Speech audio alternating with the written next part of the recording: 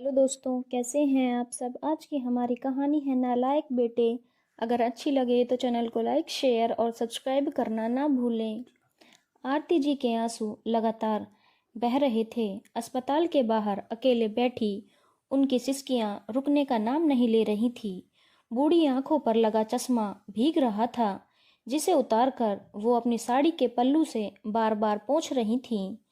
अंदर उनके पति मनोज जी का ऑपरेशन चल रहा था और वो उनकी सांसों के लिए लगातार अपने इष्ट देव से प्रार्थना किए जा रही थीं। सुबह से कुछ खाया भी नहीं था, लेकिन उनके मुंह में दोने वाले देने वाला, उनके आंसू पोंछने वाला, उन्हें सहारा देने वाला, जब उनके अपने बेटे ही पराये हो गए तो वो किस रिश्तेदार से आस लगाती। मनोज जी दिल की बीमारी से लगातार जूझ रहे थे। कल रात ही उन्हें अचानक दिल का दौरा पड़ा। वो पड़ोसी की सहायता से उन्हें अस्पताल ले आई। वो सब भी अपने काम धंधे पर ये कहकर लौट गए कि माँ जी अपने बेटे को बुला लीजिए। उन्होंने मोबाइल से फ़ोन किया, पर फ़ोन बार बार काटा जा रहा था, तो उन्होंने फिर से किया नहीं। कुछ घंटे बाद डॉक्टर आए और उन्होंने हाथ खड़े कर दिए। सालों का साथ एक पल में छूट गया। पति के जाने पर एक पत्नी को कितना दर्द होता है, दुख होता है, वो शब्दों में लिखना संभव नहीं है। आज वो अकेली ही इस दुख से गुजर रही थी। उनके घर तक सब पहुंचा दिया और पड़ोसी उनके बेटों का आने का इंतजार करने लगे।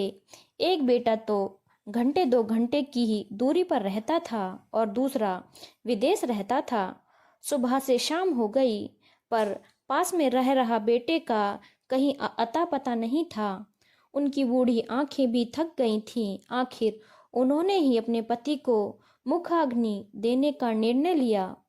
तभी सब रिश्तेदार और पड़ोसी बातें बनाने लगे, जब बेटे हैं तो बेटे ही मुखाग्नि देंगे। किसी पत्नी को तो पति को मुखाग्नि देते हुए नहीं सुना, नहीं देखा। इधर आरती जी पुरानी बातें याद कर कर के रोए जा रही थी। परिवार की इकलौती बेटी आरती अल्हड़ उम्र में मनोज जी के साथ ब्याह दी गई थी। ससुराल में सबका बहुत प्यार मिला। आरती ने अपने काम और व्यवहार से सबका दिल जीत लिया था।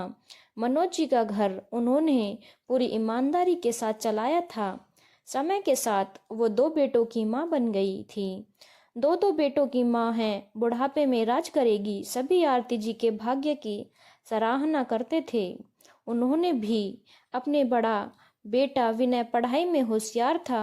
इंजीनियरिंग करके वो विदेश में ही रहने लगा था और वहीं की लड़की से उसने शादी कर ली थी। छोटा बेटा शिवम पढ़ाई में सामान्य था। उसने अपनी पढ़ाई पूरी करके व्यापार में समय दिया और उसका व्यापार चारों ओर फैलने लगा था और वो भी अपने परिवार को लेकर बड़े शहर में बस गया। वो अधिकांश बिजनेस टूर पर रहता था। आरती जी और मनोज जी घर में अकेले रह गए थे। दोनों बेटे अपने परिवार के साथ सुखी जीवन व्यतीत कर रहे थे, पर वो दोनों ही अपने माता पिता को अपने पास में नहीं बुलाते थे। उनकी पत्नियां दोनों की जिम्मेदारी नहीं उठाना चाहती थीं। विनय का कहना था कि यहाँ विदेश में हमारा रहना ही मुश्किल है, इतनी महंगाई है, तो हम तो माँ बाबूजी को अपने पास नहीं रख सकते हैं। उधर शिवम का कहना था कि जब बड़े भैया ही जिम्मेदारी नहीं ले रहे तो मैं क्यों माँ बाबूजी की सेवा करूं। दोनों आर्थिक रूप से भी उन्हें कोई सहायता नहीं देते थे।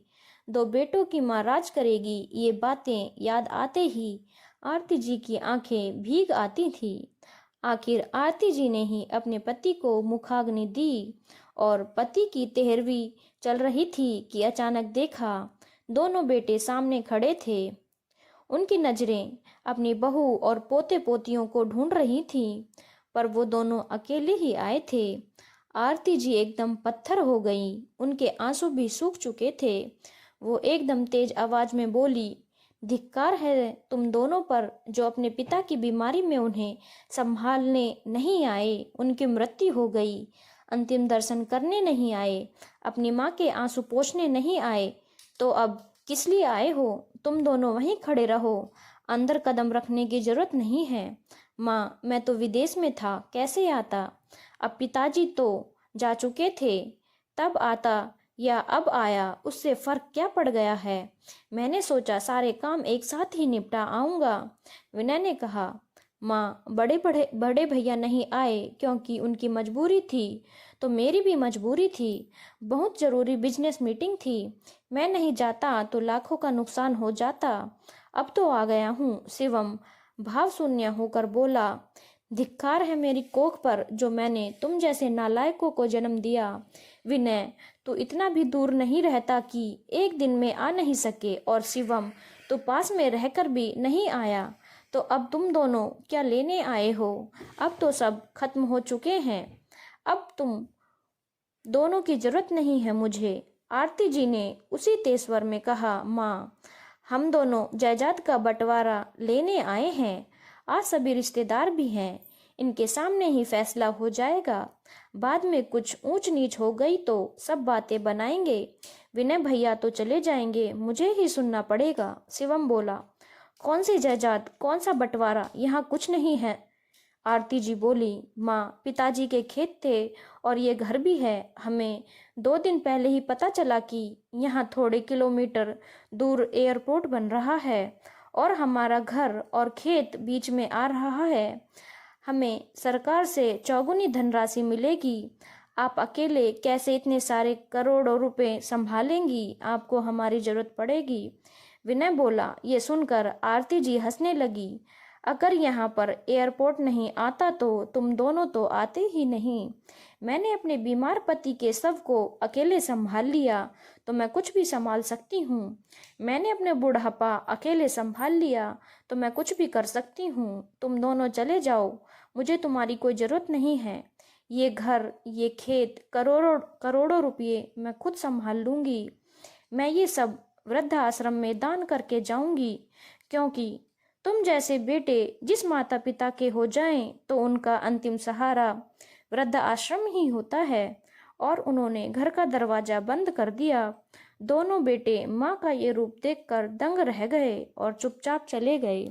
धन्यवाद दोस्तों। अगर आपको कहानी अच्छी लगी हो तो चैनल को लाइक, शेयर और सब्सक्राइब करना ना भूलें।